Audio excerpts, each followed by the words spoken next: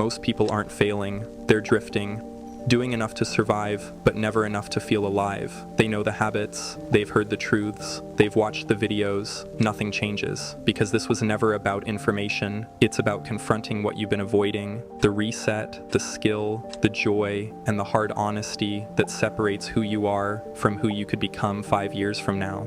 Method 1. Wake up when your alarm goes off. Not your phone, a real alarm clock. Your phone has 17 apps already fighting for your attention before you're even conscious. When that alarm sounds, you get up. No snooze. No 5 more minutes. Here's what nobody tells you. Every time you hit snooze, you're training your brain that your commitments are optional.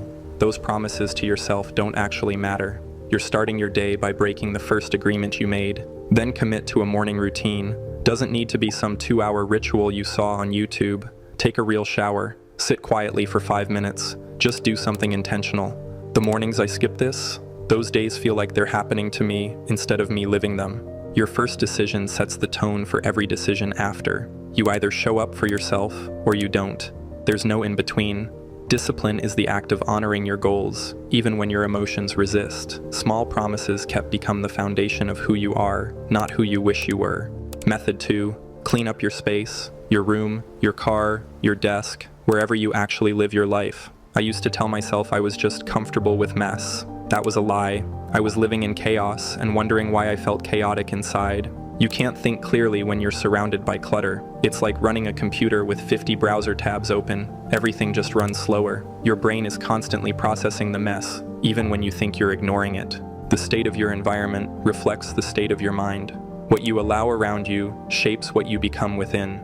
Caring for your space is a way of protecting your future self. Method 3. Actually manage your time. Here's the truth. Time ignored doesn't disappear. It just gets spent on things you didn't choose. If you don't decide what matters, everything will feel urgent and nothing will feel important.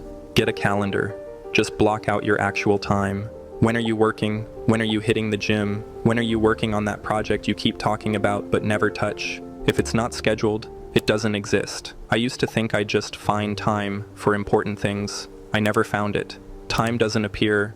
You create it by deciding what matters and protecting those hours, like your life depends on it. Most people spend more time scrolling than planning their week. Then they wonder why nothing changes.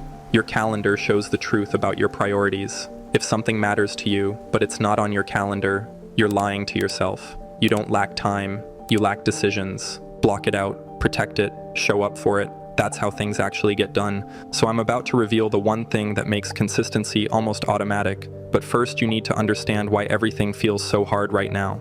Method 4. Move your body. I'm not telling you to become a fitness influencer or compete in anything. Just do something. 3 times a week minimum. Push-ups in your living room, a 20-minute run, walk somewhere instead of driving. Your body was designed to move. When it doesn't, everything else falls apart. Your mood tanks, your energy disappears, your focus is shot. My friend, the weeks I skip exercise, I feel sluggish, anxious, irritable. My brain feels foggy. I make worse decisions. Everything feels harder than it should. Then I stay consistent. My body rests deeper, my mind sharpens, and stress loses its grip. What once felt heavy becomes something I can handle with calm and clarity. This isn't about looking good or hitting some arbitrary fitness goal. It's about functioning like a human being instead of a brain in a jar. You don't need a perfect routine. You just need to get your heart rate up and remind your body it's alive. 20 minutes, 3 times a week. That's it. Your body keeps score of every choice. Treat it like something disposable and it'll return the favor. Movement is how you keep your body capable and your mind clear. Neglect your body and your thoughts will suffer with it. Consistency beats intensity because showing up builds trust with yourself, and that trust changes everything. Method 5. Pay attention to what you're eating. My friend, I love junk food too, but when I ate garbage every day, I felt like garbage every day. Shocking, right? You don't need to become obsessive or count every calorie. Just be conscious. Are you fueling your body or just filling it?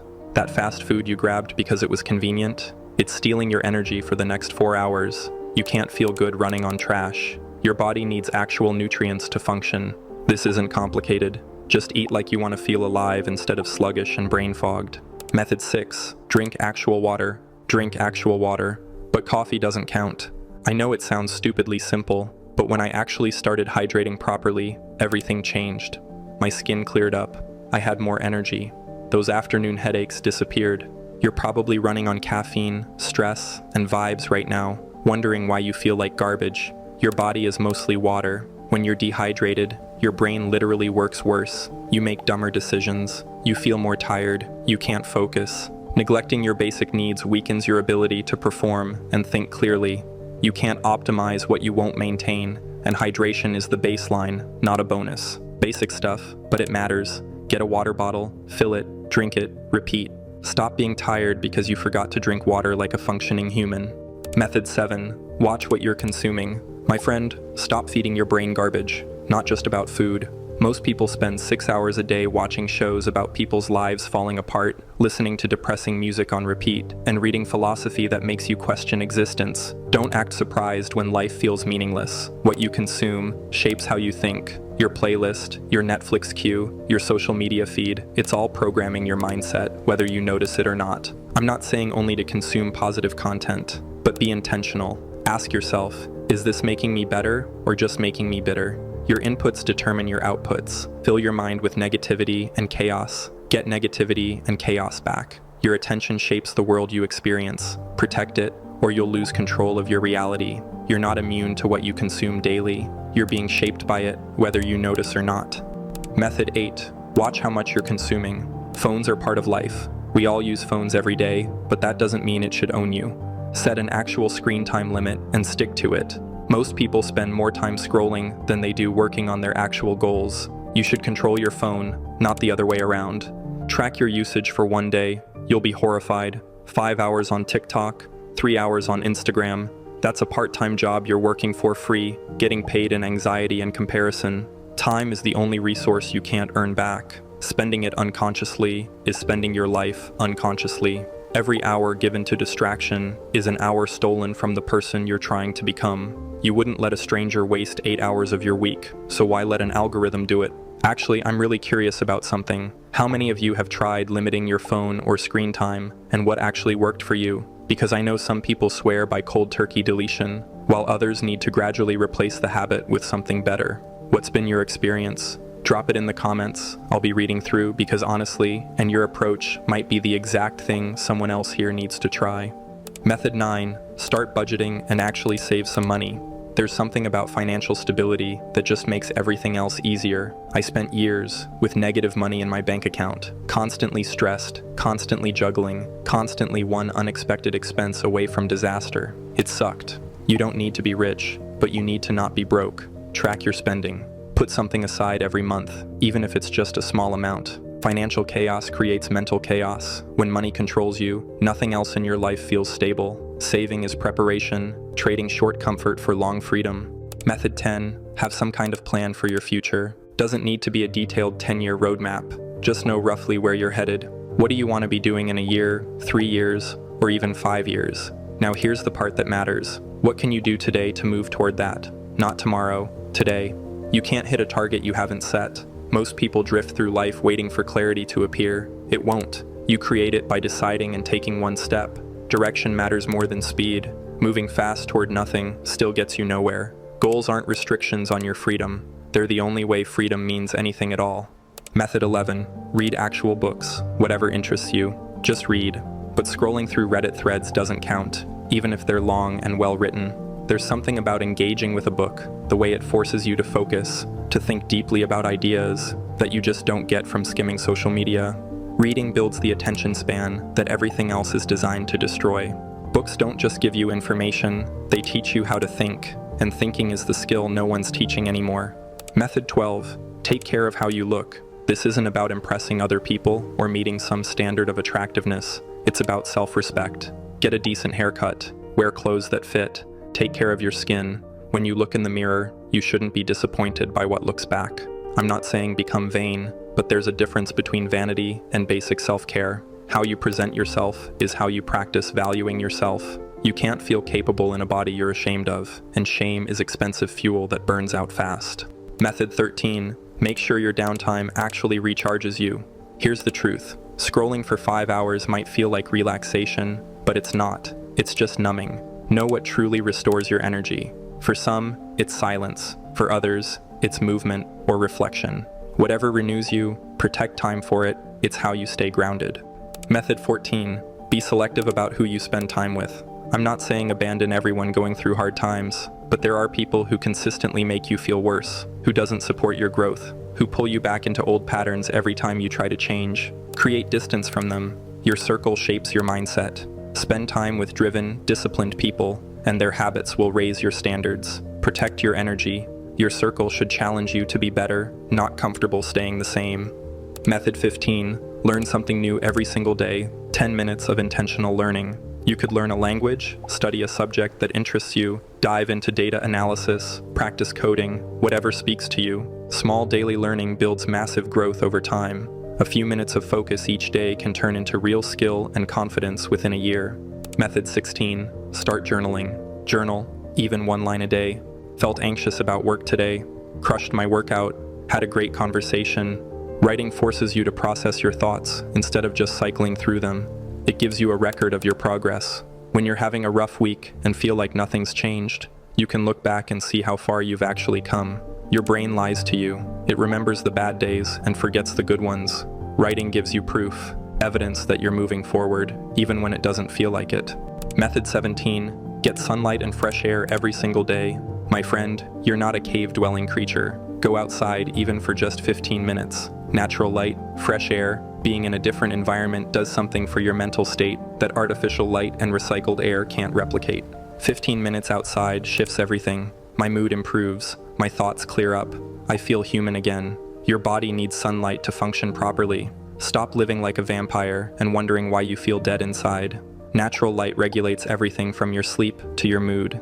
Deprive yourself of it, and you dull both energy and focus. You're a biological creature with biological needs, and pretending otherwise doesn't make you modern. Oh, and real quick, I just started offering memberships on the channel. If you've been finding value in these videos and want to support what I'm doing here, members get perks like priority comment replies and the ability to suggest video topics. It's a small way to make a real impact on the content we create together. Check out the join button if you're interested. No pressure either way. Now, let's talk about something most people completely overlook. Method 18. Cook your own food. Stop ordering delivery for every meal. I know it's convenient, but you can't live on takeout forever. Learn to cook 5 solid meals. 5 things you can make that are healthy and taste good. It'll save you money, improve your health, and honestly, it's a skill that makes you feel more capable as a human being. Here's the truth. Cooking for yourself builds independence. Every meal you make is proof you can take care of yourself, and that proof compounds into confidence. Method 19. Find some form of responsibility. A part-time job, volunteering, helping family who needs it. Having people rely on you forces you to show up. It pulls you out of your own head and your own problems. There's something about being needed that gives life structure and meaning. You can't just disappear into your bedroom for 3 days when someone's counting on you. Responsibility isn't a burden, it's an anchor. It keeps you connected to the real world instead of floating in your own anxiety. Supporting others strengthens your own character and discipline. Method 20. Limit your dopamine drains. Social media, video games, junk food, whatever gives you that quick hit of pleasure without real satisfaction. I'm not saying eliminate everything, I'm saying control them instead of letting them control you. These things hijack your brain's reward system. You get the pleasure without earning it, so nothing else feels worth doing. Real work feels boring, real relationships feel difficult, real progress feels too slow. You're training your brain to crave easy dopamine. Control it, or it controls you. Method 21. Commit to learning one real skill. Coding, playing guitar, digital art, cooking, woodworking. Pick something and commit to it. 15 minutes a day, every day. Imagine being 60 years old and telling your grandkids that your only real talent was scrolling through apps. Learn something tangible. Skills are proof you existed beyond consumption. They're how you leave evidence that you built something, not just witnessed things. Method 22. Do a weekly review. Every Sunday, rate yourself. You don't need a complex system, just a simple list. The only question that matters, did I do better than last week? Not, am I perfect? Just, am I improving? Most people never measure their progress, so they never see it. They work hard all week and feel like nothing changed because they didn't track anything. Writing it down shows you the truth. You're either moving forward or you're not. Stop guessing. Measure it. Method 23. Treat sleep like it actually matters. My friend, stop staying up until 4 a.m. scrolling. You can't function on garbage sleep and expect your life to work. Make sleep sacred. No screens an hour before bed. Read a physical book. Create a wind-down routine. Everything runs on sleep. Your brain needs it to process information, regulate emotions, and make decent decisions. Sleep is fuel. When you cut it short, everything you care about starts to break down. Go to bed. That's how you actually move forward. Method 24. Focus on consistency, not motivation. Motivation is a feeling. It comes and goes. Consistency is a system. Pick a habit you want to build. Define the absolute minimum version of that habit. For working out, maybe it's just 10 push-ups. For writing, maybe it's 100 words. Then do at least that much every single day, no exceptions. Some days you'll do more, but you never do less than the minimum. Doing the minimum when things fall apart is how you prove reliability to yourself. Each promise you keep, no matter how small, strengthens who you are. Method 25. Learn to say no. My friend, I've learned this the hard way. You don't have to agree to everything. Every time you say yes to something you don't actually want to do, you're saying no to something you do want to do. Your time is finite. Protect it. If you don't want to go to that party, don't go. If you don't want to take on that extra project, don't take it on. This was hard for me to learn, but it's essential.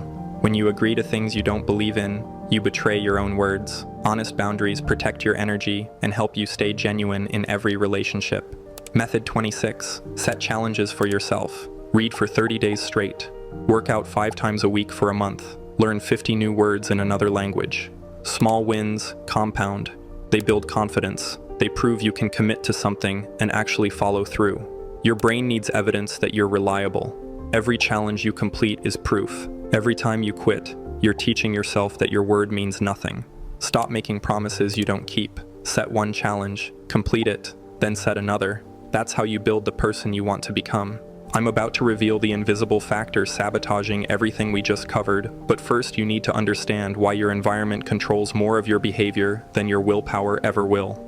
Method 27. Declutter your digital life. Go through your social media and unfollow accounts that don't add value. Delete apps you don't use. Clear out your files and downloads folder. Organize your emails. Your digital space affects you just like your physical space does. A cluttered phone creates a cluttered mind. Digital clutter is mental weight you carry everywhere. Clean it out, and suddenly there's room to think clearly again. Method 28. Invest in your environment. Get good lighting for your workspace. Buy some plants. Get proper cooking utensils. Invest in whatever removes friction from the habits you're trying to build. If you want to work out at home, get some basic equipment. If you want to read more, create a comfortable reading spot. Make it easier for yourself to do the things you want to do. Your environment either supports your goals or sabotages them. There's no neutral space, only intentional or accidental design. Method 29. Practice some form of mindfulness. You don't have to become spiritual. You don't need to start buying crystals or talking about energy, but you can at least sit quietly for 3 minutes a day and focus on your breathing. Meditation doesn't have to be this mystical thing. It's just training your attention. And in a world designed to fracture your attention into a million pieces, that's a superpower. Method 30. Move with purpose. My friend, sometimes walking reminds you to move with purpose and face life with courage. Walk with your head up and shoulders back. Your body language doesn't just communicate to others, it communicates to you. When you slouch and shuffle around, you feel small and defeated. When you stand tall and move with intention, you feel capable and confident. Your brain takes cues from your body. Carry yourself like someone who's going somewhere, and your mind starts believing it. Stop moving through the world like you're apologizing for existing. Stand up straight. Walk with purpose. Your body will convince your brain you're worth something. Method 31. Do it now. If something takes less than 5 minutes, do it immediately. Don't add it to a list. Don't say later. Count down from 3 and do it. The 5-minute rule eliminates the accumulation of small tasks that pile up and become overwhelming. Avoiding small tasks drains more energy than completing them. Finish what's pending to free your mind and regain focus. Method 32. Keep an actual to-do list, not just random notes scattered across your phone. One centralized list. Prioritize it. Put the most important things at the top. Here's the key. Check things off every single day. Daily completion builds momentum and reinforces discipline. Progress grows through consistent action, not occasional effort. Method 33. Take ownership of everything. My friend, I know that sounds harsh, but it's also incredibly empowering. If it's you, That means you have control. You can change things. Taking responsibility gives you power. Change begins the moment you accept control over your choices. Stop giving your power away by blaming external factors. When my first business struggled, I spent months blaming the market, the timing, the economy, and other people. Nothing changed until I looked in the mirror and asked, what did I do wrong? What can I control? That's when things started improving. You can't fix what you won't own. Take responsibility for everything in your life, even the unfair stuff, because blame keeps you stuck and ownership sets you free. Responsibility gives you the ability to shape your life. Change starts when you stop blaming and start owning your path. Method 34. Be honest with yourself and others. If you say you're going to do something, do it, especially if you're saying it to yourself. Every time you break a promise to yourself, you lose a little bit of self-trust. Self-trust is the foundation of progress. Without it, action fades and potential dies. Every promise you break to yourself teaches you that you're unreliable. You can't build a life you're proud of on a foundation of broken commitments to the one person who's always watching you. Method 35. Expect excellence from yourself. Not perfection, excellence. Here is the difference. Perfection is impossible and paralyzing. Excellence is doing the best you can with what you have right now. It's showing up fully. It's caring about the quality of your work and your character. When you expect excellence from yourself in small things, it spreads everywhere. I started with making my bed every morning. Such a small thing, but it was me telling myself, I care about doing things right, even when no one's watching. That mindset carried into my work, my relationships, my health, everything. How you do anything is how you do everything. If you half-ass the small stuff, you'll half-ass the big stuff too. Excellence isn't an act you save for important moments. It's a habit you practice in every moment until it becomes who you are. The way you make your bed reveals the way you'll build your life, because standards aren't situational, they're characteristic. Start expecting more from yourself, not someday, today. My friend, the person you want to become isn't waiting on the other side of some massive transformation. They're built through small decisions you make when no one's watching. When you get up, despite wanting to stay in bed. When you choose water over another energy drink. When you sit down to work instead of scrolling. Those moments, the boring, unglamorous ones, that's where your life actually changes. Most people wait for motivation or the perfect moment. But motivation is a lie, and perfect moments don't exist. You just decide and move. That's it. Movement can fool you. You're busy, grinding, calendar full, and somewhere along the way, you start mistaking the activity for the progress. I did this for years. Working hard in the wrong direction feels identical to working hard in the right one, right up until you look up and realize you're in the same place you started. Principle number 1, understand your anti-talent. Most people are working hard in the wrong direction and calling it discipline. I was one of them. I used to think the gap between where I was and where I wanted to be was effort. Work harder, push longer, suffer more. So I pushed, and the needle barely moved. It took me longer than I'd like to admit to figure out what was actually happening. There's a difference between a weakness and an anti-talent. A weakness responds to work. You're bad at something, you put in the reps, you get better. An anti-talent is different. It doesn't respond to effort the way a weakness does. You can grind on it for years and still be mediocre, and if you don't catch it early, you will spend your best years pushing on a door that was never yours to open. Look at Keanu Reeves. Early in his career, critics tore him apart, wooden, emotionally flat. He kept chasing dramatic roles that required emotional range and complex delivery, exactly what his brain didn't naturally produce. He never fixed it. He engineered around it. In John Wick 4, he speaks roughly 380 words across 3 hours.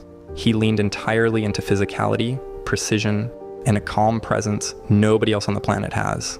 The Matrix trilogy and John Wick franchise combined have grossed close to $3 billion. He didn't become a different person. He became an extreme version of the right one. When Satya Nadella took over Microsoft, the world expected another loud, aggressive, table-pounding CEO. Instead, he was quiet, empathetic, a technologist who quoted poetry. He didn't fake aggression. He made his natural wiring the company's entire strategy, shifting Microsoft from internal competition to collaboration and empathy. What looked like softness became one of the most valuable competitive advantages in tech history.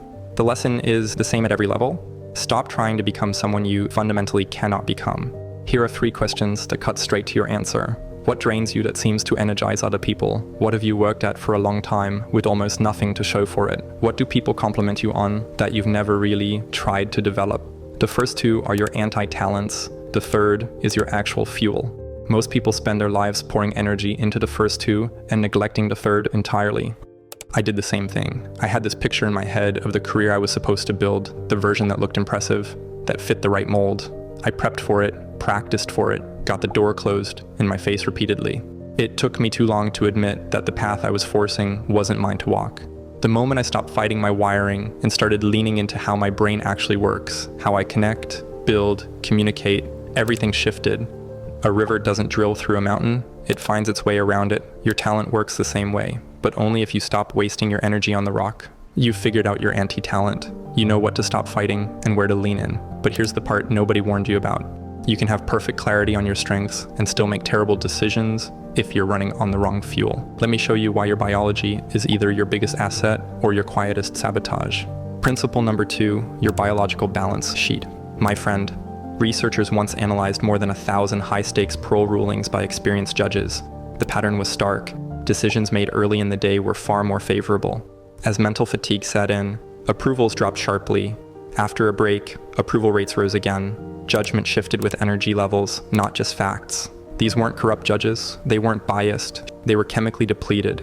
When your brain runs low on fuel, it defaults to the path of least resistance. In a parole hearing, that path is no. In your life, that path is the bad decision, the snapped response, the missed opportunity you didn't even recognize as an opportunity. Your decisions, your creativity, your judgment, they all run on the same biological system. And if you're not managing that system, you're not performing, you're just showing up. You would never run a business without knowing your assets, yet most people run their bodies completely blind. Sleep is your most important cognitive asset. One bad night drops your working memory by 20 to 30%. That's not a minor dip. That's a fundamental reduction in your ability to think, process, and decide. And yet the first thing people cut when life gets busy is sleep. You're borrowing from your sharpest hours to power your worst ones and wondering why nothing is working. I know what you're thinking. There are seasons where you have to grind. Early projects, startups, proving yourself. Real sacrifice happens, and I'm not going to pretend otherwise. But here's what people miss. What separates you from everyone else in the room isn't your stamina, it's your judgment. And judgment is the first thing that goes when you're depleted. Here's 2 things you need, my friend. First, reduce your decision load. Standardize everything that doesn't matter, your meals, your schedule, the order you handle tasks. It sounds boring because it is boring. That's the point. Every low-value decision you eliminate is cognitive energy. You bank for the things that actually count. High performers don't make 1,000 micro choices every day. They've already made them. Their mental bandwidth stays locked on what moves the needle. Second, lock in your sleep. Find your natural rhythm when you're sharpest, when you fade, and build your schedule around it instead of fighting it. During deep sleep, your brain consolidates everything you learn, restores your emotional regulation, and flushes metabolic waste that literally builds up in your brain tissue when you're awake. There is no supplement, no morning routine, no productivity hack that replicates what happens in those hours. A depleted body cannot support a sharp mind. That's not motivation. That's physiology. You are the business. The asset is you, and you'd never let your most important business run on empty. I want to pause here for a second because this is where most people either get it or they don't. Have you ever caught yourself grinding on something for months, maybe years, only to realize you were optimizing the wrong thing the entire time? Drop a comment and tell me what you finally stopped doing that changed everything. I'm reading every single one because these realizations hit differently when you hear them from someone else who's been there. Principle number 3, the simulation advantage. Formula One has roughly 20 drivers competing at the peak of the sport. Their entire season comes down to a handful of races. Within each race, a few split-second decisions, when to brake, when to push, when to pit, determine the difference between winning and losing, sometimes between living and dying. So what do? They simulate those moments daily, same scenarios, repeated until responses become automatic. By the time they enter the actual car, they've lived that situation 1,000 times. Your high-stakes moments work exactly the same way. I've walked into conversations unprepared, pitches that went sideways, moments where one offhand answer set things back months. The gap wasn't talent, it was prep. Most people only practice when stakes are low and wing everything that actually matters. Then their mind blanks under real pressure, and they're genuinely shocked. Neuroscience has long shown that simulation activates nearly the same neural pathways as reality. Your brain barely distinguishes between vivid rehearsal and the actual moment. That's why athletes visualize. Why surgeons mentally rehearse operations before touching a patient. Why the best speakers run their material until it stops feeling like a performance and starts feeling like a conversation. The highest stakes moments rarely come around. A pitch, negotiation, or conversation that could change everything. You might get one shot. Those who show up and perform aren't more talented. They've simply been there 1,000 times before it counted. Stop winging the moments that matter most. Simulate first. Win second. My friend, pick one high-stakes situation coming up. A pitch, an interview, a difficult conversation, a meeting where something important needs to land. Practice it out loud with AI, and don't just type. Use voice mode. Have an actual spoken conversation. When you hear a voice pushing back in real time, your body generates mild stress that mirrors the real room. Your heart rate shifts. Your mind goes slightly blank.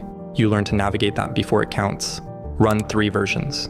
Version 1, a supportive counterpart who wants you to succeed. This builds confidence and sharpens your best arguments. Version 2, a skeptic who doesn't think you're ready. This forces you to tighten your case where it's weak. Version 3, someone completely unreasonable who just won't listen. This builds composure when pressure spikes and your brain wants to shut down. After each version, ask yourself 3 things. What surprised you? Where did you lose your footing? What would you do differently? By the time you walk into the actual room, it's a rerun. You've already been there. You've already felt the pressure, found your footing, and recovered from moments that would have broken you unprepared. Harvard negotiation professor Jim Sabinius says setup is 80% of the game. Most people never do the setup. They walk in hoping their talent carries them. Sometimes it does, but hope is not a strategy for moments that actually matter. The edge isn't talent. It was never talent. It's the 1,000 reps you put in before anyone was watching. If you've ever found value in these videos and want to support the channel, I just launched memberships here. Members get perks like priority replies and can even suggest topics for upcoming content. It's a small way to make a big impact. Just hit join if you're interested. Principle number 4, virtuoso silence. Let me share something often overlooked in academic circles. A 2024 decision-making study found something worth sitting with. 2 people with identical IQ and experience can produce dramatically different results based purely on their level of internal mental noise. Not skills, not intelligence, noise. High performers don't have better brains. They've trained themselves to have less noise. Think about the best musicians you've ever heard. What makes a virtuoso isn't just the notes they play, it's the silence between them, the space, the control, the discipline to not fill every moment with something. Peak performance works exactly the same way. My friend, when you're building something from the ground up, the pull toward constant motion is intense. Always on, always producing, always reachable. Busyness starts to feel like proof of progress. But here's what's actually happening. You're training your brain to run on noise. You're conditioning yourself to need distraction to feel productive. And over time, that makes it harder to access your clearest thinking, which is where your actual value lives. The person who can sit down, eliminate the clutter, and make one genuinely sharp decision is worth more than the person making 20 noisy ones, every single time. I learned this the hard way. I used to fill every gap between calls, between tasks, between thoughts. I told myself I was maximizing time. What I was actually doing was carrying friction from one thing into the next, and wondering why nothing felt clean. Why did my decisions feel foggy? Why would I finish a full day exhausted, but with nothing sharp to show for it?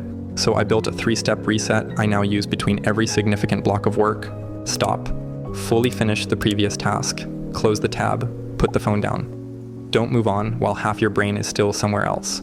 Let it actually end. Drop. Release the tension physically. Shoulders down. 1 slow breath.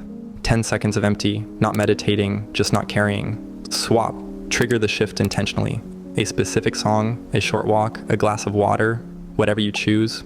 Use it consistently. Your brain will learn to associate that signal with switching modes. Over time, it becomes automatic. Simple.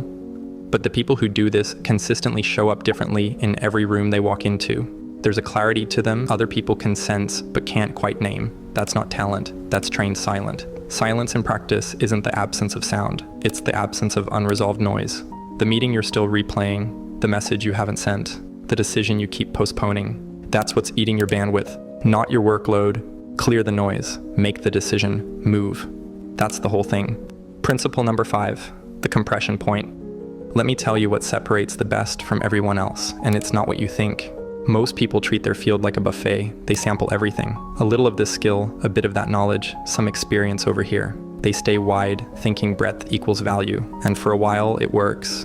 You look competent, well-rounded, impressive on paper, but here's the problem: the best don't play that game at all.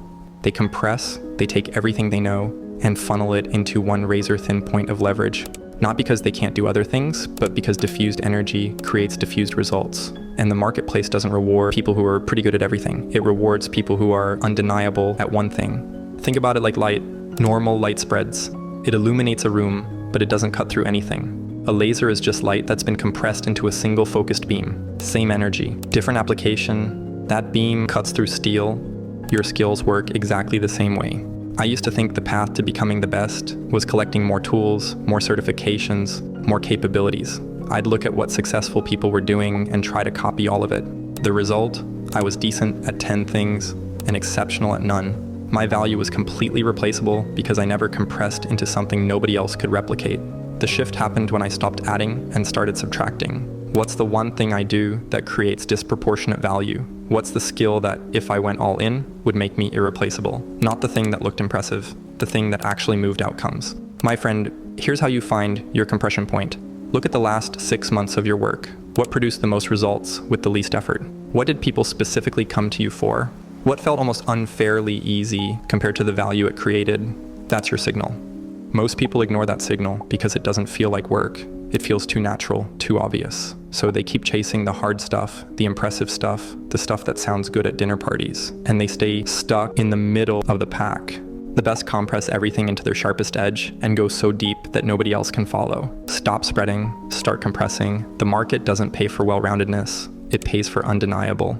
You've got the principles, you know what to focus on, how to protect your energy, how to rehearse the moments that matter, and how to create space for your sharpest thinking. But there's one more thing you need to understand before any of this actually works in the real world. And it's the variable nobody wants to acknowledge because it feels like giving up control. My friend, no one wishes to hear this statement, but you need to hear it anyway. You can do everything right and still be too early, or too late, or perfectly on time, but in the wrong room. Timing isn't something you control, and that's what makes it so brutal to accept. I've watched people with average skills catch a wave at exactly the right moment and build empires. I've also watched genuinely talented people grind for years with nothing to show for it. Not because they weren't good enough, but because the market wasn't ready for what they were offering. This isn't about luck. It's about understanding that your job isn't to force the moment, it's to be ready when the moment finds you.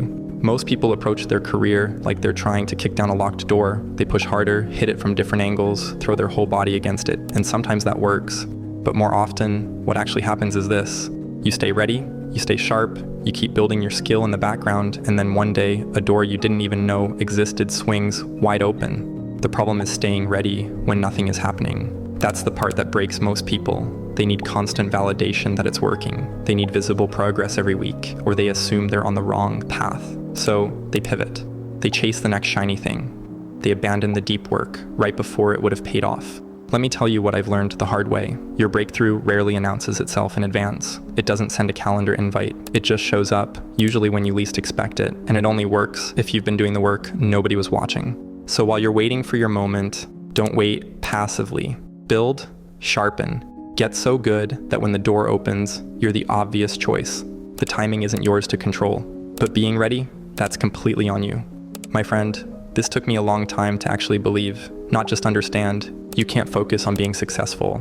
You can only focus on becoming genuinely skilled. Success runs on its own schedule. Your job is to make yourself someone worth showing up for when the moment arrives. I've been in stretches where nothing moved. No traction, no validation, no sign anything was working. The only thing I could control was this. What's the most honest, skillful thing I can do right now? Not the outcome, not the big picture, just the next right move. That compounding of small, deliberate actions started opening doors I never planned for. Not because I engineered them, but because I was ready when they appeared. Most people won't use this. They'll consume it, feel good, and go back to the same patterns tomorrow. You now have the map. The only question is whether you'll move. So here's the real question. What does moving actually look like when you wake up tomorrow? Because knowing your strengths, understanding your biology, having the map, None of it matters if the first thing you do each morning is hand your attention to a screen. The way you start your day isn't a small detail. It's the difference between building your life and watching someone else build theirs. My friend, the first 90 minutes after you wake up set the tone for everything that follows. There's this physiological response called the cortisol awakening response. Your brain floods with alert, focused energy. The good kind. You're literally wired to be engaged during this window. Most people hand that golden hour straight to their phones. Alarm goes off, and before your eyes are even fully open, you're diving into whatever mess happened overnight, other people's problems. I used to keep my phone on my nightstand. First thing every morning was some random internet drama. By breakfast, my brain was running on everyone else's agenda. Your morning sets your priorities for the day. Give it to your phone, and you're basically declaring everyone else's life more important than yours. That's brutal. Every morning, you will choose to build your life or watch someone else build theirs. There is a simple fix. Put your phone out of arm's reach, just somewhere that requires getting up. Then don't check it for 90 minutes. Get sunlight in the first 10 minutes instead. Step outside or stand by a window. Your brain needs daylight signals. Sunlight triggers your circadian rhythm, programs you for energy instead of fog. Drink water before coffee. Your body fasted for 8 hours. Water first, caffeine second. Dehydration destroys focus. Placing your phone outside the bed forces movement first thing in the morning. Standing up breaks inertia, and momentum takes over from there. Small friction shifts behavior faster than motivation ever does. I'm about to show you how to fill your morning with something that actually satisfies your brain. But first, you need to understand why scrolling feels so good in the first place. Let me tell you something. Writers have done this thing called morning pages for decades. Journaling might sound like homework, but hear me out. Morning pages are simple. Wake up, grab a notebook, write 3 pages of whatever bounces around in your head. Stream of consciousness. You're clearing the mental cache, getting noise out so something useful can come in. My friend, your brain wakes up hungry for stimulation. Your phone is just the easiest source. Morning pages give your brain that stimulation, except you're processing your own thoughts instead of consuming random opinions. Most people spend their whole lives listening to everyone else. They absorb opinions until they don't even know what they think anymore. Walking compilations of other people's ideas. Morning pages break that cycle. For 10 minutes, just you and your thoughts. No performance, no audience. Just raw, unfiltered you. Keep a notebook by your bed. Write for a few minutes before consuming anything else. No editing, no judgment. Most people never hear their own thoughts because they're constantly absorbing other people's noise. This practice creates space to surface what matters, clarify direction, and reconnect with who you are before the world starts pulling at your attention. The truth is, some people hear 3 pages and immediately nope out. Fair. Here are 5 alternatives taking less time. Your brain craves new experiences, new information used to mean survival, food sources, threats, and opportunities. Social media hacked this. Infinite scroll equals infinite novelty. New post, new video, new dopamine hit. Empty calories. Real novelty builds you. Digital novelty just stimulates you. One creates growth, the other dependency. One leaves you stronger, the other weaker, but wanting more. Real novelty hits are different. These micro-adventures take under 10 minutes and actually leave you satisfied. My friend, let me explain how. Flash fiction. Set a timer for 10 minutes. Write a complete story. Beginning, middle, end. It'll probably suck. That's fine. The constraint forces your brain to create instead of consume. You're training creativity like a muscle. Texture hunt. Touch 5 different textures around you. 1 word for each. Sounds stupid, I know. But I tried this and noticed the grain in my cutting board for the first time. Used that thing daily for years. We go through life half asleep, missing everything right in front of us. Soundscape journal. Close your eyes. List every sound. Fridge humming. Birds. That weird creak your place makes. Write 1 sentence about this moment. You're training your brain to actually be present instead of constantly seeking the next thing. Daily haiku. 5 syllables. 7. 5. About something you see right now. 3 minutes. Creates a tiny piece of art from your actual life. You're learning to find beauty in the ordinary. Sketching badly. Draw what's in front of you. 0 skill needed. You're trying to see, not be good. Drawing forces you to actually look at familiar things instead of glancing past them. These fill empty moments with actual engagement, but you need to know when those moments happen. Quick question. Have you ever actually tried replacing scrolling with something real? Or are you still in the "I just need more discipline" phase? Because there's a massive difference between the two. Share below. Your experience might click for someone still trying to willpower their way out. So, after tracking my scrolling for a week, I found something interesting. Most happened at the exact same times.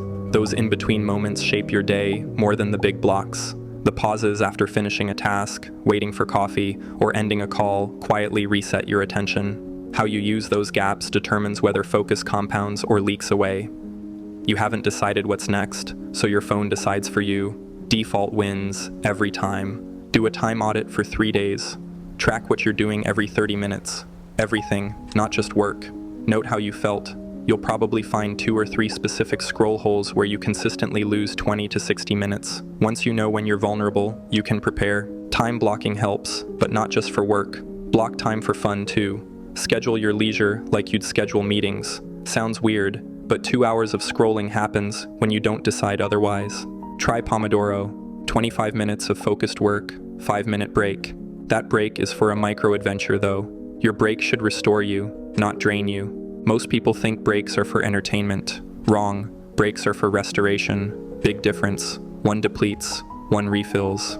My friend, focusing on a small set of priorities creates freedom, not constraint. Clear commitments remove decision fatigue and close the gap where distraction sneaks in. Procrastination thrives on uncertainty, not workload. Control the transitions and the quiet moments, and attention stays intact. Direction compounds into momentum. If you've ever found value in these videos and want to support the channel, I just launched memberships here. Members get perks like priority replies and can even suggest topics for upcoming content. It's a small way to make a big impact. Just hit join if you're interested. Now you know when you're vulnerable.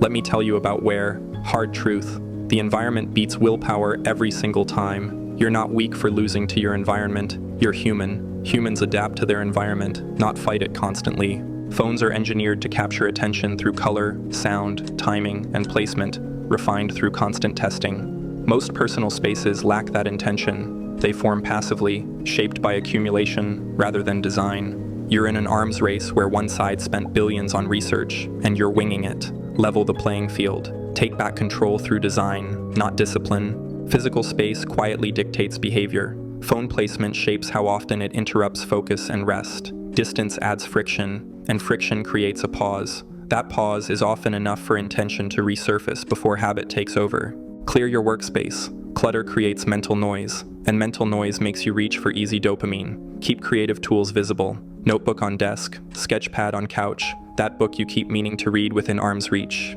Make the good choice the easy choice. Friction works both ways. Add it to bad habits, remove it from the good ones. Create a reading spot, chair, good light, blanket.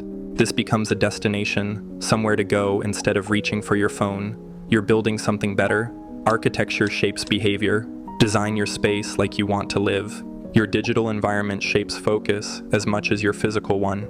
Most notifications don't deserve immediate access to your attention, and constant interruptions fragment thinking. Reducing alerts, closing unused tabs, and removing habit-only apps restores control. Visual simplicity, even grayscale, lowers stimulation. Attention holds more value than urgency, and most things can wait without consequence. You're building a playground more attractive than the phone. That's the whole game. I am about to show you something they don't tell you at school. The environment handles external triggers. But what about when your own brain reaches for distraction? Breaks are essential. Your brain can't focus forever. Biology, not weakness. Evolution didn't design us for 8-hour concentration marathons. We're built for cycles of focus and rest. But most breaks are just different consumption. You stop working to start scrolling, switching from active to passive consumption, still consuming, never actually resting. Your brain thinks it's resting, but it's just switching tasks. Restorative breaks leave you better than before. Depleting breaks leave you worse. Scrolling almost always depletes, even when it feels like rest. Fake rest. Digital junk food for your attention. Try these instead, my friend. Movement breaks. Put on one song and dance. Sounds dumb. Works incredibly well. 3 minutes and your brain chemistry literally changes. Or stretch. Or walk to the window and look at the sky for a minute. Sensory breaks. Make tea slowly. Watch the water boil. Notice the steam. Hold the warm mug. Step outside. Feel the temperature.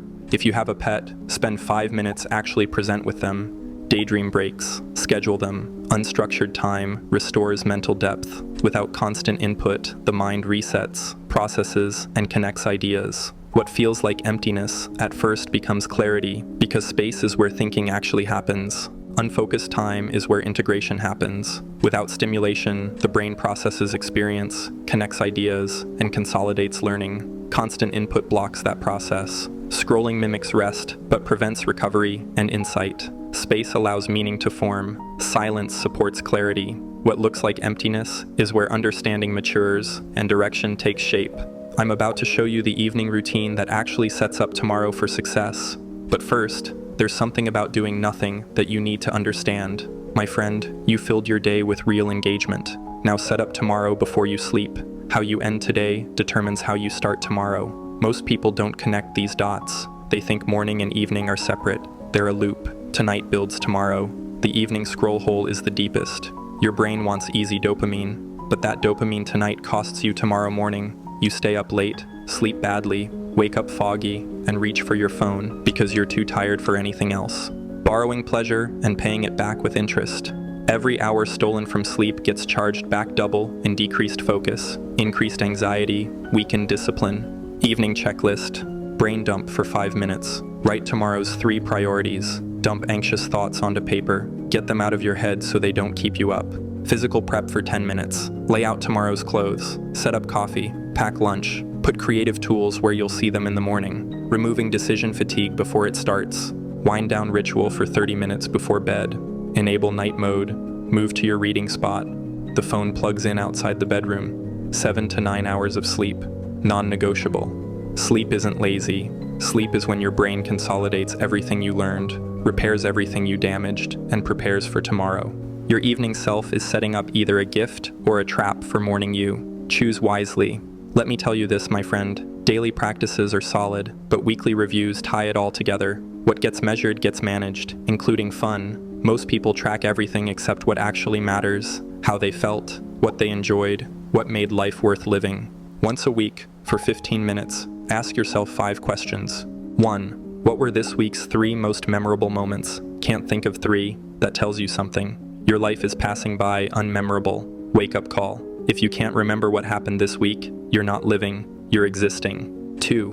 When did I scroll mindlessly, and what was I avoiding? Usually a pattern. Usually something uncomfortable you don't want to face.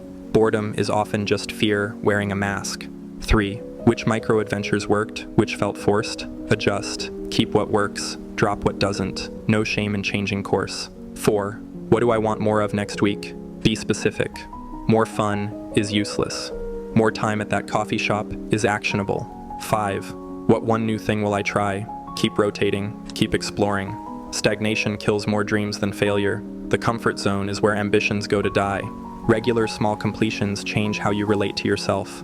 One finished output a week, creative or practical, builds proof of agency. The specific project is irrelevant. Completion reinforces identity. Creating, even imperfectly, shifts you from passive consumption to active contribution. Over time, that pattern compounds into confidence, skill, and momentum. The truth is, this isn't about tactics, about who you're becoming. Everything in life comes down to identity. You don't rise to your goals, you fall to your identity. Your habits reflect who you believe you are. Habits stick when they become identity. As long as you see yourself as someone trying to scroll less, you're fighting. There's resistance in that identity. White-knuckling something you want. Exhausting. Unsustainable. Can't fight yourself forever.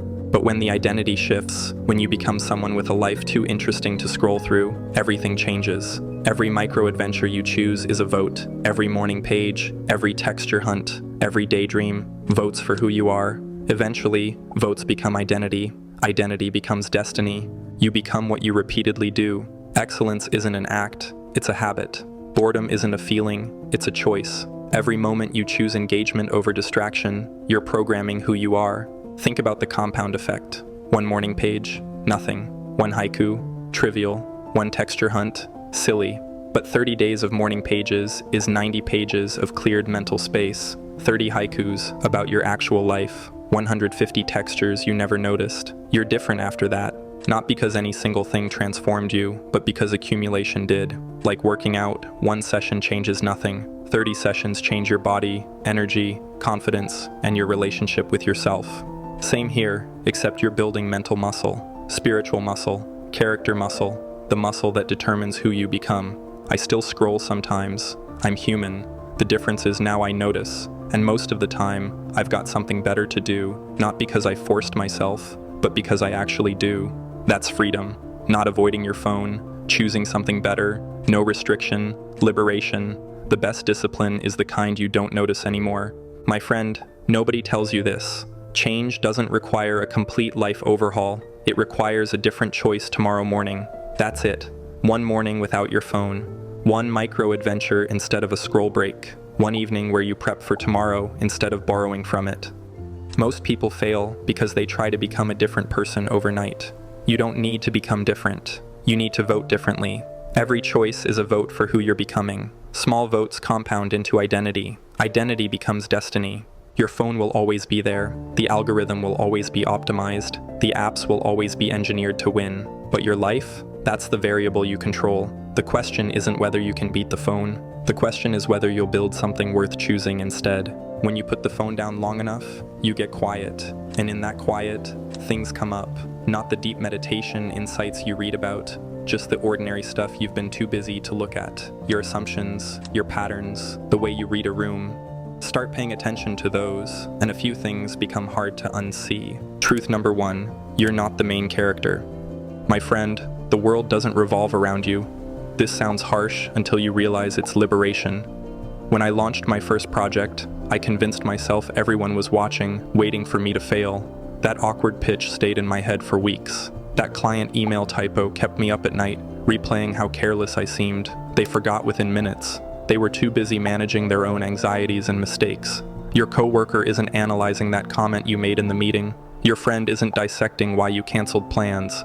The stranger you bumped into last week doesn't remember your face.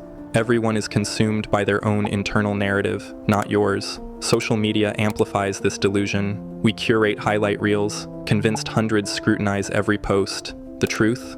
Most people scroll past without a second thought. Seeing this clearly changed how I take risks. I stopped holding back half-formed ideas. I stopped performing for imagined judgment. I started creating around what actually mattered, not what might impress. The weight of believing you're everyone's focus is exhausting. Release it. You're free to fail, experiment, and be authentic because the judgment you fear exists primarily in your mind. When you stop trying to impress everyone, you start mattering to the right people. Connections deepen, your work gains meaning, and you live instead of perform. I'm about to explain how life's randomness can actually work in your favor instead of against you. But first, we need to address the one belief about fairness that's been draining your energy and killing your momentum. Truth number 2, life plays by its own rules. Let me share something I've experienced. Life doesn't care about fairness. The hardest worker doesn't always win. The kindest person still gets hurt. Your hours don't translate directly to results. I spent 6 months building what I believed was a solid business concept. I worked evenings and weekends. I invested my savings. I executed everything correctly. It failed. Meanwhile, someone I knew threw together a basic service in 2 weeks and found immediate traction. The resentment consumed me until I realized fairness was never the operating principle. We're conditioned from childhood to believe in cosmic balance.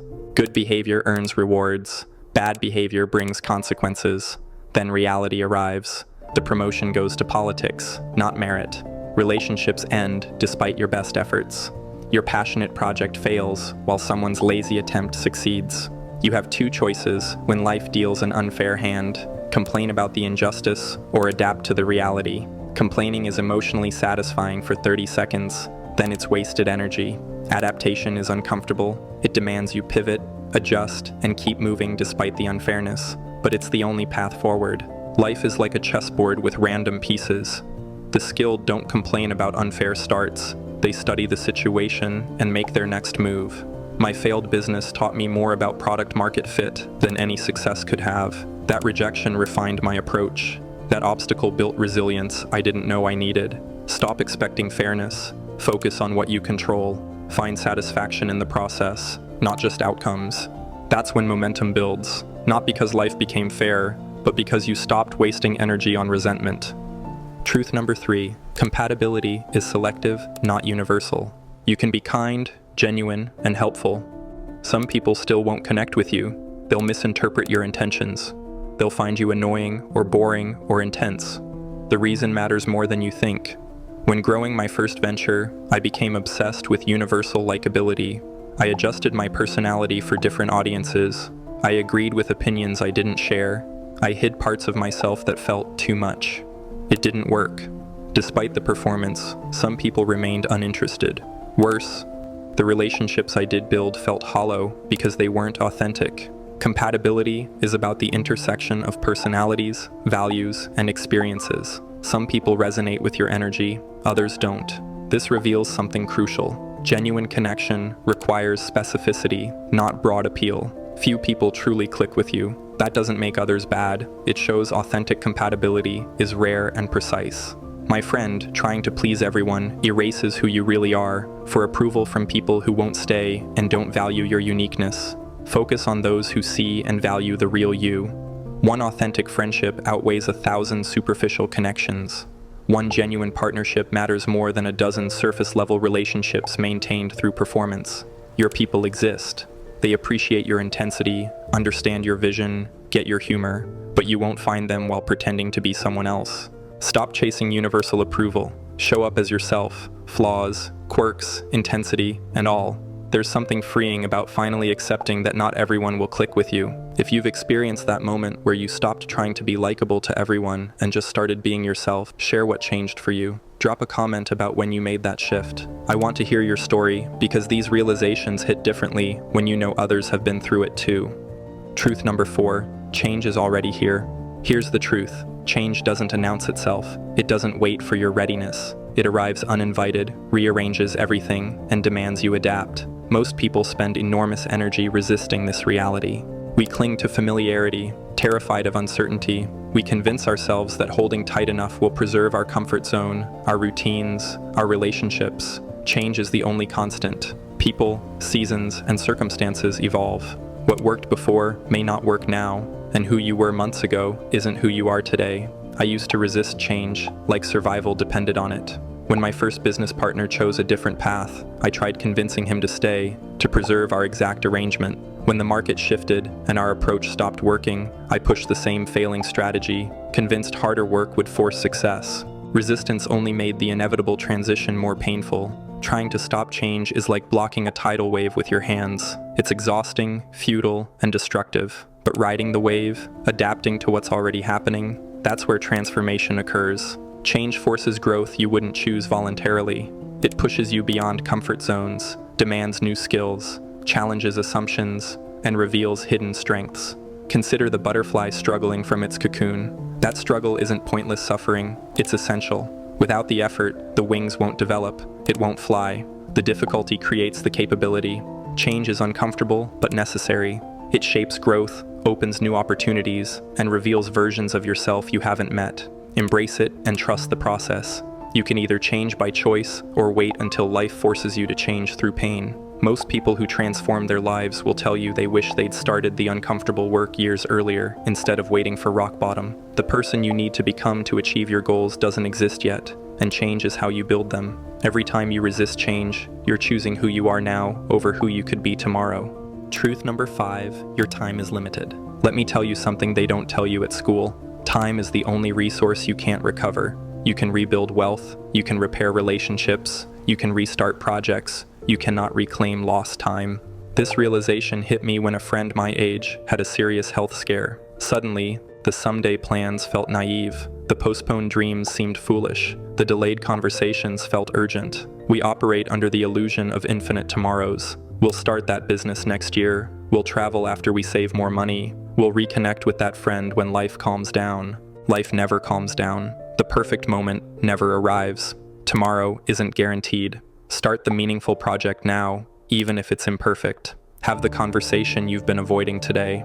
Experience what you've been delaying this month. This isn't about reckless impulsivity. It's about recognizing that time is invested in what matters. Time wasted on what doesn't matter vanishes forever. Every day you delay pursuing what matters is a day you'll never recover. Every hour spent on others' priorities instead of your own is an hour lost. Every moment consumed by distraction is a moment you can't reclaim.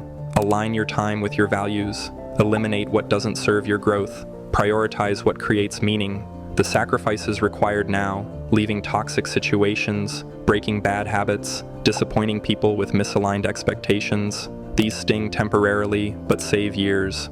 You're gaining wisdom, experience, and memories. You're also spending your finite time. Make it count. If you've ever found value in these videos and want to support the channel, I just launched memberships here. Members get perks like priority replies and can even suggest topics for upcoming content. It's a small way to make a big impact. Just hit join if you're interested. Truth number 6. Most of your beliefs aren't actually yours. The thoughts running through your mind right now, how many are genuinely yours?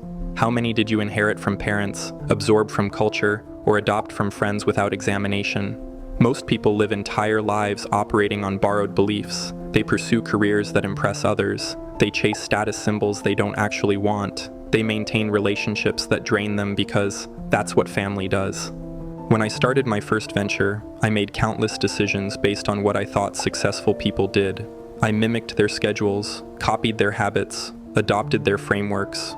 It felt hollow because none of it aligned with my actual values or working style. Breakthroughs come from questioning everything. Follow approaches you've tested, not just ones you admire. Pursue goals that matter to you, not ones that sound impressive. Most beliefs crumble under genuine scrutiny. They're assumptions, not conclusions. They're inherited, not chosen. Examine what you believe about success, relationships, happiness, and fulfillment. Ask where each belief originated. Most importantly, ask whether it actually serves you. You'll discover that many of the shoulds directing your life aren't rules. They're suggestions from people with different values, circumstances, and goals. Discard what doesn't align. Keep what serves your growth. Build a framework based on your experiences, not others' expectations. Growth is uncomfortable. Family may not understand, friends may resist, and society may judge, but your path is yours alone. But living according to your authentic values beats living a life that impresses people you don't even respect. Truth number 7. Discomfort signals expansion. My friend, every significant improvement in your life will require discomfort. Every meaningful achievement will demand you operate beyond your current capabilities. The question isn't whether growth feels uncomfortable, it's whether you understand what that discomfort actually means. When I was building my second project, I reached a plateau. I was comfortable with my skill set, comfortable with my routine, comfortable with my income level. I was also completely stagnant. Progress required doing things I wasn't good at, public speaking to attract clients, managing people when I preferred working solo, handling financials when I'd rather focus on creative work. Each new challenge felt awkward, intimidating, sometimes humiliating, but each challenge expanded my capabilities. This pattern is what most people miss. If you're always comfortable, you're not growing. If everything feels easy, you're operating below your potential. If nothing scares you, you're playing too small. Comfort maintains the status quo while your potential withers. Your body adapts to the exact amount of stress you give it, and your mind works the same way. When you chase discomfort deliberately, you build tolerance for bigger challenges, and capacity compounds faster than comfort ever could. The discomfort you feel isn't a warning to stop. It's a signal you're expanding. Lean into it. The person you're becoming lives on the other side of that discomfort. The truth I'm about to share is brutal, and most people will reject it immediately because accepting it means giving up their favorite excuse. But once you internalize this principle, every other truth we've covered suddenly becomes actionable. Here's what separates people who transform from people who stay stuck. Truth number 8. You're responsible for everything in your life. Your circumstances aren't entirely your fault, but your response to them is entirely your responsibility. You didn't choose your family, your genetics, your early environment. You didn't create the economy you're navigating. You can't control other people's choices or random events, but you are responsible for what you do with the hand you're dealt. This was the hardest truth for me to accept. When my first business failed, I had a list of external reasons: bad timing, unexpected competition, economic conditions, unreliable partners. All true, none of it changed the outcome. The moment I stopped blaming circumstances and started owning my response, everything shifted. Taking responsibility doesn't mean denying that unfair things happen. It means recognizing that blaming circumstances, people, or bad luck keeps you powerless. Owning your response gives you agency.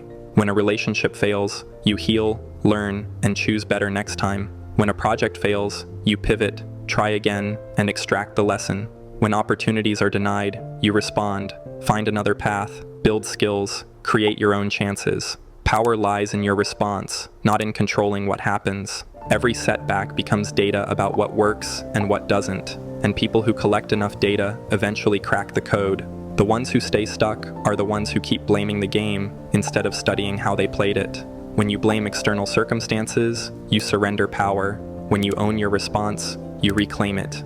Your life reflects the decisions you've made. Most outcomes stem from the choices you consistently take. Accept that, own it, then use that ownership to change what needs changing. Truth number 9, iteration beats preparation.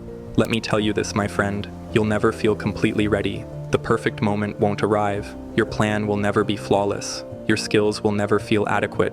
The gap between preparation and execution teaches more than preparation alone ever will. I spent 3 months perfecting a business plan before launching my first project. I refined every detail, anticipated every obstacle, polished every projection. When I finally launched, the market completely ignored my carefully crafted approach. Everything I'd perfected was immediately irrelevant. Launching and learning beats perfect planning. Action, even messy, accelerates growth more than endless preparation. Perfectionism masquerades as conscientiousness. It feels responsible, thorough, and professional. It's actually fear disguised as preparation. The perfect product that never launches helps no one. The flawless plan you never execute creates nothing. The ideal conditions you're waiting for never materialize. Action, even imperfect, teaches, builds momentum, develops skills, and delivers results. Your first attempt will be flawed. Your initial version will be embarrassing compared to your vision. Your early work will reveal gaps in your knowledge. Do it anyway. Improvement comes from iteration, not from extended contemplation. You can't edit a blank page. You can't improve what doesn't exist. Launch the imperfect version. Have the awkward conversation. Submit the incomplete application. Start the project before you feel ready. You'll learn more from messy action than from perfect planning. You'll improve faster through iteration than through preparation. You'll achieve more through imperfect execution than through flawless avoidance. Done beats perfectly. I started to beat someday. Messy action beats comfortable planning. Truth number 10, your interpretation determines your experience. Happiness isn't something that happens to you. It's not a destination you reach. It's not the natural result of perfect circumstances. Your interpretation of events shapes your reality more powerfully than the events themselves. This isn't toxic positivity. It's not about pretending struggles don't exist or faking contentment through genuine pain. It's about recognizing that your interpretation of circumstances determines your experience more than the circumstances themselves. Two people face identical setbacks. One spirals into despair, convinced life is punishing them, that nothing ever works out. The other extracts lessons, adjusts their approach, and maintains forward momentum. Same circumstances, completely different experiences. When my biggest project failed, I had 2 paths. I could focus on everything lost, money, time, opportunity, reputation, or I could extract every possible lesson, appreciate the growth, and identify the next opportunity. The facts were identical either way. My experience was entirely determined by my interpretation and response. This doesn't happen automatically. It requires practice. It requires catching yourself spiraling into negativity and consciously redirecting your focus. It requires actively seeking what's valuable, even in difficult situations. But here's what changes with practice. Perception becomes your controllable variable.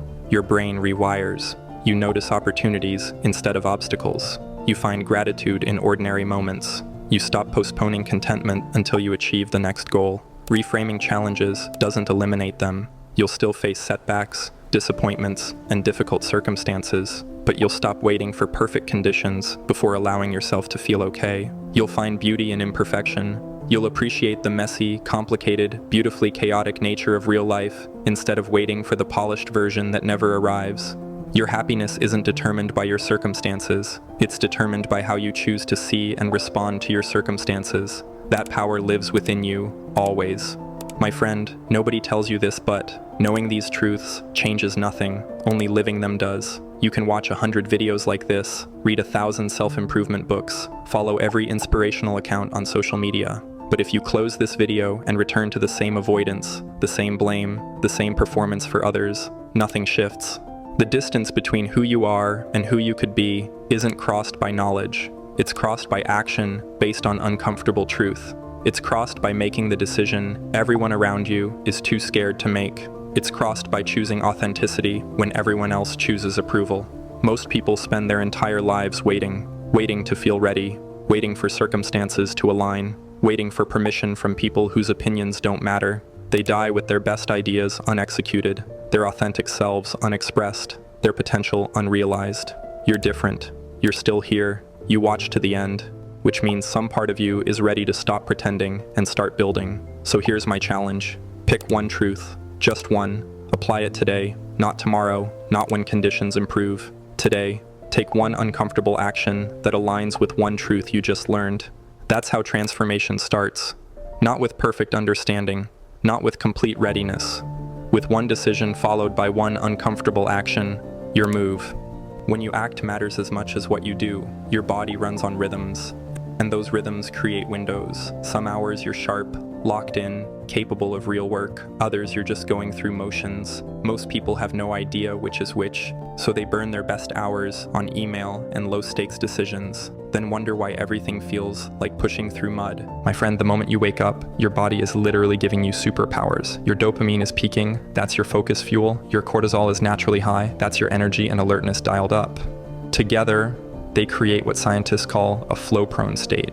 Your mind is primed for deep work, ready to crush tasks that would feel impossible later in the day. But the brutal truth, this window slams shut fast. By mid-morning, you're done. Emails flood in, messages blow up your phone, meetings hijack your calendar. Suddenly, everyone else's priorities become your priorities. That cognitive advantage you had, gone. Now you're trying to force focus when your brain is running on fumes, wondering why everything feels like pushing a boulder uphill. The successful people you look up to, they're not special. They don't have better brains or secret hacks. They just understand one thing. Those morning hours are the most valuable time block they'll ever have. So they protect it like their life depends on it. They use it intentionally. They build their future during these hours while everyone else is still hitting snooze. Here's what makes this window even more valuable. Neuroplasticity peaks in the morning. Your brain is in what researchers describe as a heightened learning state. Whatever information, skills, or patterns you expose yourself to during this time gets encoded more efficiently. You're not just more productive, you're literally rewiring your brain faster. Input matters. Scroll social media, and you're strengthening neural pathways for distraction and dopamine-seeking behavior. Read, write, learn, or plan, and you're strengthening pathways for focus and intentional action. This isn't abstract psychology. Brain imaging studies show measurable differences in neural pathway development based on morning activities. Over 5 years, this compounds dramatically. Someone who uses their morning neuroplasticity window to learn develops cognitive capabilities that someone who doesn't simply cannot match. The gap widens every single day, not because of talent or intelligence, but because of consistent pattern reinforcement during peak brain states. Cortisol follows a circadian rhythm. It peaks 30 to 45 minutes after waking, then gradually declines throughout the day. When you align focused work with this natural peak, you're working with your biology instead of against it. When you sleep through this peak or waste it on low-value activities, you're literally working against your body's natural performance optimization. Most people do this backwards. They waste their peak cortisol window, then try to force productivity in the afternoon when cortisol has crashed. They drink caffeine to compensate, which disrupts their sleep, which makes the next morning harder, which reinforces the pattern. This cycle explains why so many people feel perpetually behind despite working constantly. So I'm about to walk you through the exact 5-step protocol that leverages this neuroplasticity window. But first, you need to understand why your biology is literally setting you up to win. Let me break down exactly what this looks like in practice. Water first, 16 ounces minimum. Your brain is 73% water. After 6 to 8 hours without hydration, cognitive function is measurably impaired. Studies show even 2% dehydration reduces focus, memory, and decision-making ability. Hydration isn't optional if you want your brain operating at capacity. Movement second. This doesn't require a full workout. 10 push-ups, basic stretches, or a 5-minute walk activates your sympathetic nervous system and increases blood flow to your brain. Movement raises your core body temperature, which signals to your circadian system that it's time to be awake. This makes the cortisol response more pronounced and sustainable. One goal. Third, write down the single most important thing you need to accomplish today, not a list of 20 items, one specific, measurable outcome. This creates clarity. Your brain now has a target. Without this target, you default to reactive mode, responding to whatever demands attention rather than moving toward what matters. Learning. Fourth, 5 pages of a book, one educational video, a podcast episode on a skill you're developing. The content matters less than the consistency. You're building the habit of daily input during peak neuroplasticity. Over time, this creates knowledge compounding that accelerates faster than you expect. Protection. Fifth, no phone, no messages, no emails. This hour is yours. Every notification you respond to is someone else's priority interrupting your goals. The average person checks their phone within 5 minutes of waking up. They immediately put themselves in reactive mode. They've lost control of their day before it even starts. I want to hear from you on this one. Out of these 5 steps, water, movement, one goal, learning, protection, which one do you think will be your biggest challenge? Be honest. Is it keeping your phone in another room? Is it choosing just one goal instead of 10? Comment below, because knowing where you'll struggle is half the battle, and your answer might help someone else realize they're not alone in this. But the truth is, this routine isn't about productivity hacks. It's about identity. Every time you follow through on this protocol, you're providing evidence to yourself that you're the type of person who does hard things consistently. You're building self-trust. This matters more than the actual tasks you complete. Self-trust compounds. When you trust yourself, you set bigger goals because you believe you'll follow through. When you don't trust yourself, you either avoid setting goals or set small ones you know won't require much effort. This creates a ceiling on what you're willing to attempt.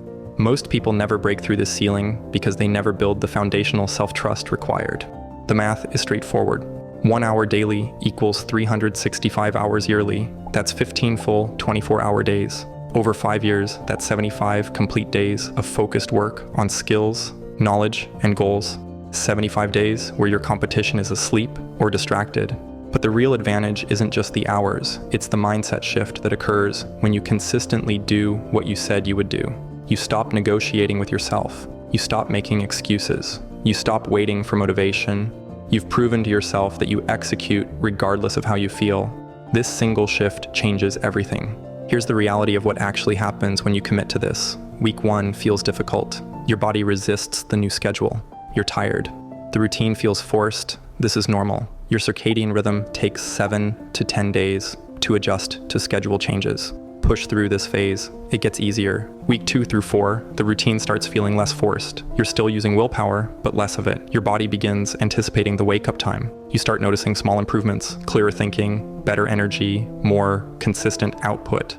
Month 2 through 3, the shift accelerates. What required significant effort now feels normal. You've built the neural pathways. The routine is becoming automatic. This is when most people quit because they expect dramatic results, but only see incremental improvement. The compounding hasn't fully kicked in yet. Stay consistent. Month 4 through 6, the compounding becomes visible. You've completed skills courses, others are still planning to start. You've read 15 to 20 books, while others scrolled social media. You've built projects, while others talked about building projects. The gap between you and your previous self is now obvious. Year 2, you're operating on a different level. The knowledge compounds, the skills stack, the consistent execution builds momentum that carries you forward with less effort. You're not fighting yourself anymore. You're not constantly starting over. You're building on solid foundation. Year 3 through 5, the results become undeniable. You've developed expertise in areas where you were previously average. You've built things you once thought required more talent or resources than you had. You've become someone you didn't think was possible when you started. Not because of one decision, but because of one decision repeated 1,825 times. My friend, you will miss days. Travel disrupts schedules. Illness happens. Life creates exceptions. The difference between people who transform and people who quit is how they handle missed days. Miss one day, start again immediately the next morning. Don't justify it. Don't create a story about why it happened. Just resume. Miss 2 consecutive days, evaluate what went wrong. Was it controllable or uncontrollable? If controllable, fix the system. If uncontrollable, accept it and move forward. Miss 3 or more consecutive days. You're not dealing with exceptions anymore. You're dealing with pattern failure. Restart the habit building process, recommit, adjust the system if needed, but understand that consistency matters more. than perfection. The goal isn't a perfect streak. The goal is 70 to 80% consistency over years. That level of consistency, maintained over time, produces results that 100% consistency for 3 months never will. Most people do this backwards. They aim for perfection, burn out, quit, then start over repeatedly. They never build momentum because they never maintain consistency long enough for compounding to work. Progress isn't linear. You'll have weeks where everything clicks and weeks where nothing seems to work. This is normal. Your brain is adapting, your skills are developing, your understanding is deepening. This process includes plateaus. Plateaus don't mean you're not improving. They mean you're consolidating gains before the next jump. Most people quit during plateaus because they confuse lack of visible progress with lack of actual progress. They don't understand that the most significant growth often happens during periods where you can't see measurable results. The neural rewiring is occurring. The pattern recognition is developing. The skills are integrating. You just can't see it yet. Trust the process during plateaus. Maintain consistency. The breakthrough comes, but only if you don't quit before it arrives. Every morning, you don't use this protocol, someone else does. Every morning you hit snooze. Someone else is learning, building, improving. This isn't motivational rhetoric. This is mathematical reality. The people you're competing with for opportunities, positions, success, they're using their mornings intentionally. You're not competing against where you were yesterday. You're competing against everyone else who wants the same outcomes you want. Some of them are already using their peak cognitive hours strategically. They're building advantages daily. If you're not doing the same, you're falling behind by default. 5 years compounds this gap into something nearly impossible to close. Someone who has invested 1,825 hours into skill development, knowledge acquisition, and goal execution, while you slept in and scrolled social media, has built capabilities you cannot match without equivalent investment. Time is the resource you cannot buy more of. How you use it determines everything. I've learned this the hard way. Motivation is unreliable. Some mornings you'll feel motivated. Most mornings you won't. If you only act when motivated, you'll be inconsistent. Inconsistency prevents compounding. No compounding means minimal results, despite occasional effort. Discipline is showing up regardless of motivation. It's understanding that action creates motivation, not the other way around. Most people wait to feel motivated before taking action. This is backwards. You take action, then motivation follows as you build momentum. This is why the first 30 days are critical. You're building the discipline foundation that makes motivation irrelevant. You're proving to yourself that you can execute without needing to feel like it. Once you've proven this, everything becomes easier because you're no longer at the mercy of fluctuating emotions. By the way, I just launched YouTube memberships on the channel. If you've ever wanted to go beyond these videos and really dig into the execution side of building discipline, this is it. Members get exclusive content on the nuances, real-world challenges, and daily practices that actually work. So if that sounds like something you'd enjoy, check out the join button below.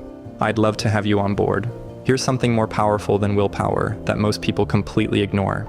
Your environment determines your behavior more than your willpower. If your phone is next to your bed, you'll check it when your alarm goes off. If your workout clothes are laid out, you're more likely to exercise.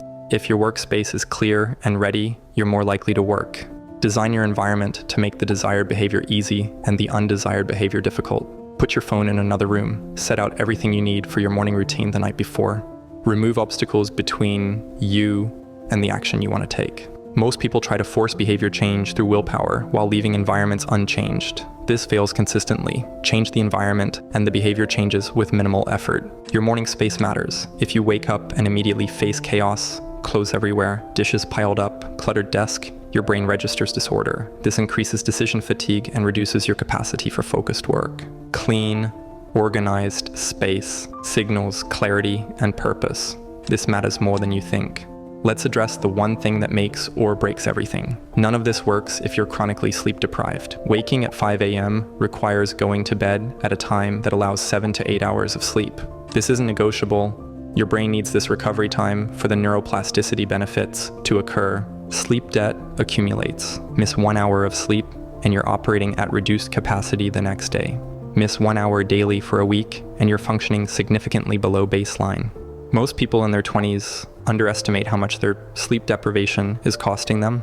If you're currently sleeping 6 hours per night and trying to wake up earlier, you're doing it wrong. Fix your sleep schedule first. Get consistent 7 to 8 hour nights for 2 weeks, then start waking earlier. The goal isn't to sacrifice sleep for morning hours. The goal is to shift your schedule so you're using your best brain state intentionally. Blue light from screens disrupts melatonin production. If you're on your phone or laptop right before bed, you're making it harder to fall asleep and reducing sleep quality. Cut screens 90 minutes before your target sleep time. This single change improves sleep quality measurably. What I'm about to share next is the reality that separates the people who transform over 5 years from the people who quit after 5 weeks. It's uncomfortable to accept, and it goes against the grind harder mentality everyone preaches. But if you skip this, nothing else matters. My friend, the people around you will either support this shift or resist it. Some will mock the idea of waking at 5 a.m. Others will make comments about hustle culture or grinding. This reveals more about their own relationship with discipline than about the validity of your choice. You don't need their approval. You need their absence during your morning hour. If you live with others, communicate that this time is non-negotiable. Set boundaries. Protect your focus window. Over time, your results do the talking. People who mocked your routine will start asking questions when they notice your progress. People who resisted your boundaries will start respecting them when they see you're serious. Your consistency proves your commitment more effectively than any explanation. I need you to shift how you're thinking about timelines completely. This is a 5-year strategy, not a 5-week challenge. Most people think in terms of weeks or months. They want quick results. When results don't appear immediately, they quit, and it goes against the grind harder mentality, mediocrity, because nothing meaningful compounds in weeks. Shift your timeline. Think in years. Accept that month 1 won't look impressive. Accept that month 6 might still feel like you're not where you want to be. The transformation happens in years 2 through 5, when the compounding becomes exponential. People who succeed long-term understand delayed gratification. They're willing to invest today for results that appear years later. People who fail consistently prioritize immediate comfort over future benefit. They can't see past the discomfort of waking up early to the capability they're building by doing so. You could skip this entirely. Keep your current routine, sleep until 7 or 8. Start your day reactively. Use your peak brain hours on email and meetings. See where you are in 5 years. This isn't a judgment, it's a choice. Some people are satisfied with gradual passive progress. They're comfortable with where they're headed at their current pace. If that's you, there's no reason to change. But if there's any part of you that knows you're capable of more, that feels frustrated with your current progress, that wants to build something significant, then you already know the answer. You're reading this because some part of you recognizes that your current approach isn't getting you where you want to go fast enough. My friend, the information in this video is worthless without implementation. You could understand every principle I've explained, agree with every point, and still accomplish nothing if you don't actually set the alarm and follow through. Implementation separates people who change from people who just consume content about changing. Implementation is setting your alarm for 5 a.m. tonight, not next week, when you feel ready. Implementation is doing it tomorrow, even when you sleep poorly tonight and feel terrible in the morning. The first morning is the hardest because it's unfamiliar. The second morning is hard because you're still adjusting. The third morning is hard because you're tired from 2 early mornings. This is the filter. Most people don't make it past week 1 because they expected it to feel good immediately. It won't feel good immediately. It feels difficult, uncomfortable, and questionable. Push through anyway. Week 2 is easier. Week 3 is easier still. By week 4, you're starting to see why this matters. By month 2, you won't want to go back. Picture 2 versions of yourself 5 years from now. Version 1 woke up at 5 a.m. and used that hour intentionally for 1,825 days. Version 2 kept sleeping in and using mornings reactively. Version 1 has read 300 books, completed multiple skill certifications, built several projects, developed expertise in their field, expanded their professional network strategically, and invested thousands of hours in deliberate practice. Version 2 has consumed thousands of hours of social media, started and abandoned multiple goals, maintained the same skill level they had 5 years ago, and wondered why opportunities aren't appearing despite working hard. Both versions worked 40-hour weeks at their jobs. Both had the same 24 hours daily. The only difference was 1 hour each morning. That single hour, compounded over 5 years, created completely different life trajectories.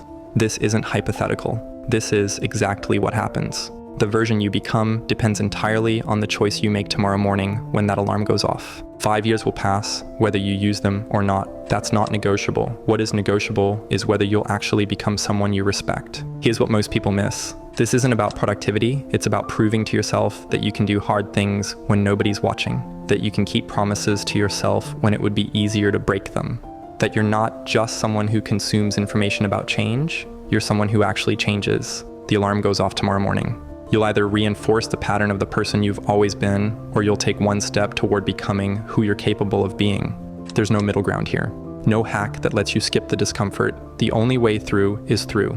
My friend, transformation isn't one dramatic moment. It's getting your life in order, leaning into your real strengths, choosing presence over distraction, accepting hard truths, and showing up every single morning before the world tells you not to. You don't need to be fearless. You need to be consistent, quietly relentless, impossible to ignore. The rest isn't motivation. It's a decision you make daily. If you found this video helpful, this next video right here will take you even further. Your choice, your life, start now.